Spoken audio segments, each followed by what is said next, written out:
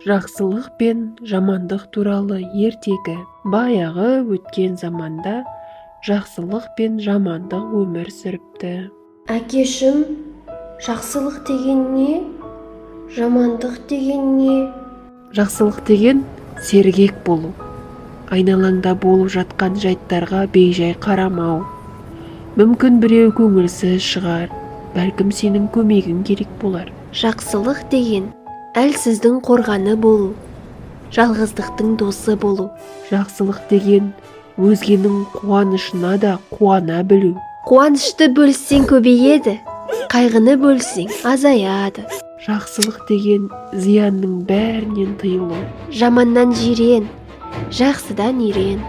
Сен істеген іс бір тіршілік иесіне болсын пайда тигізсе, жақсылық деген мына сенің қолдарың. Қара аспаннан тек жарықты көре алсаң, жақсылық деген мына сенің көздерің. Жамандықтың өзіне де мейірімді бола алсаң, жақсылық мына сенің жүрегің. Жақсылыққа жақсылық әр адамның ісі, жамандыққа жақсылық ер адамның ісі.